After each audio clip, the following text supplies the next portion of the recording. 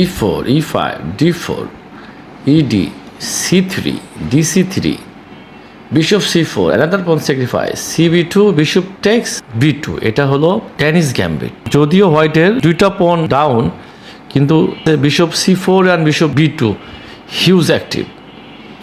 এখানে যদি আপনি এক্স্যাক্টলি থিওরি বা মুভটা যদি না জানেন, ওপেনিংয়ে আপনি গেম হেরে বসতে পারেন। এই ভিডিওতে আমি দেখিয়েছি কীভাবে কালো নিয়ে টেনিস গ্যাম্বিট খেলতে হবে। এটা তো এই পজিশনটা আলোচনা করা হয়েছে, তার সাথে আরেকটা নতুন অপশন অ্যাড করা হয়েছে। যারা অত বেশি থিওরিটিক্যাল বা ফোর্স লাইন খেলতে পছন্দ করেন না, নিউ একটা ট্রেন্ডিং লাইন কালোর জন্য আলোচনা করা হয়েছে। আশা করছি আপনারা সম্পূর্ণ ভিডিওটা দেখবেন এবং যদি ভালো লাগে ভিডিওটা লাইক করবেন এবং শেয়ার করবেন। চলেন স্টার্ট করি। e4, e5, d4, যারা টেনিস গেম খেলতে চান তারা এইভাবে পন স্যাক্রিফাইস করে স্টার্ট করেন। তো টেক্স ed, ed4, c3 চালে হোয়াইটে অ্যানাদার পন স্যাক্রিফাইস করতে চায়, পিস ডেভেলপ করতে চায় ফাস্টলি, যেন কালোকে অ্যাটাক করা যায়। এখানে যদি আপনি জাস্ট খেলে বসেন d3, that's bad because of bishop text d3, already কিন্তু হোয়াইটের এটা অ্যাডভান্টেজ। এখানে আপনার দুটো অপশন আছে। dc3 এটা হলো ওল্ড মেইন লাইন। যদি আপনারা কেউ ওপেনিং অ্যাডভান্টেজ নিয়ে খেলতে চান, সেক্ষেত্রে থিওরিটা শিখে রাখতে পারেন। আর যারা অত বেশি থিওরি পছন্দ করেন না, তো তারা চাইলে খেলতে পারেন এখানে কুইন e7, dc4, অবশ্যই queen text e4, bishop e3 খেললে bishop b4 check, knight c3, knight f6। Simple idea, আমরা ক্যাসলিং করতে চাই, কিং সাইডে ক্যাসলিংটা করতে চাই। সো সে যদি চালে এখানে নাইট f3, তো আমাদের কি করতে হবে, চালতে হবে নাইট g4, এই বিশপটা আন্ডার অ্যাটাক। তার আসতে হবে queen d2, so text, night text e3, f3 খেয়ে দিলে দেন কুইন e7, কারণ এখন কিন্তু নাইট টেক্স e4 থ্রেট, তো আসতে হবে queen e7। Bishop d3 white খেলতে পারে, ভেরি গুড মুভ। সে ক্যাসিং করতে চায় এই সাইডে এবং ফলোড বাই এখানে একটা আন্ডার অ্যাটাকে আনতে চায়। সো অবশ্যই আমাদের চালতে হবে d5, not to castle first. সে যদি ক্যাসিং করে, এখনও ক্যাসিং করা ঠিক হবে না, এখন আমাদের চালতে হবে knight d7, heading for this knight, knight on f6, আর নাইট e4টাকে আন্ডার এটাকে নিয়ে আসা।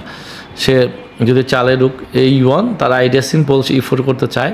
So then knight f6, e4 চাললে of course takes d4, bishop takes e4 খেয়ে দিলে knight takes e4, rook takes e4, and queen যেহেতু আমাদের ধরা, বিশপ e6 করতে হবে।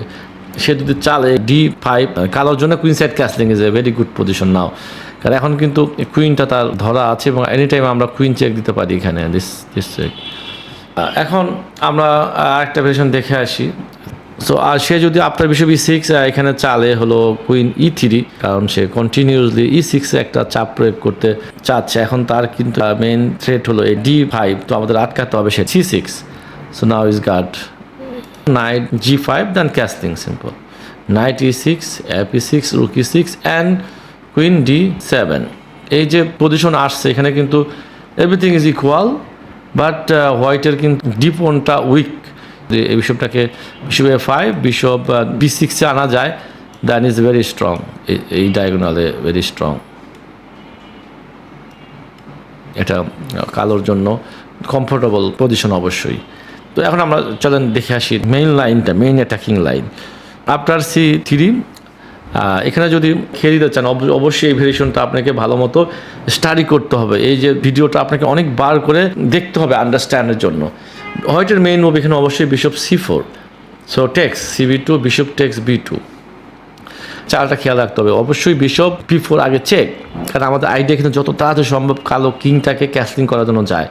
নাইট c3, নাইট f6, তাকে তো অ্যাটাকিং কিছু খেলতে হবে মাস্ট, সো e5 ধরনের চাল খেলতে হবে। এইখানে আপনাকে এই চালটা খেয়াল রাখতে হবে, ভেরি ইম্পর্টেন্ট। তো হিয়ার d5, c4 এর বিশপটাকে অ্যাটাক করলাম, তার খাইতে হবে আসলে e5 খেয়ে দিলে, দেন কুইন f6 ফার্স্ট। c4 এর যে বিশপটাও কিন্তু হ্যাঙ্গিং, এবং c3 এর যে নাইট এটাও কিন্তু আন্ডার অ্যাটাকে আছে। সো যদি চেক দেয় b5 চেক, তখন আমরা চালবো c6। After knight g2, then simply takes cb5, queen b3, then knight c6 is quite force move. So casting করলে সে কিন্তু খেয়ে দেবে, knight takes d5 is winning for white. So এখানে করতে হবে কুইনটা আগে আমরা সরাই, কুইন s6। সো সে যদি এরকম খেয়ে দেয় এখন knight takes D5 just bishop D6 back, S3 চাললে বিশপ E6। সো সে যদি খেয়েও দেয় এরকম then just castling. Queen takes D7 খাওয়া সম্ভব না because of bishop text D5 আছে এখানে। আর যদি এখানে সে খেয়ে দেয় এরকম কুইন টেক্স D5 তখন just normally castling. Queen text B5 খেয়ে দিলে দেন A6, কুইন D3 আসলে রুক D8। So after queen F3 then simply move knight E5 under attack queen যদি চালে E4 then bishop D6 first idea knight F3 check and queen takes H2 is a mate, so তাকে চালতে হবে S3 then knight D3 excellent post already এটা কালোর জন্য huge advantage. সে যদি এইভাবে এই ধরনের চালও খেয়ে দিতে পারে না, not possible because of bishop H2 check।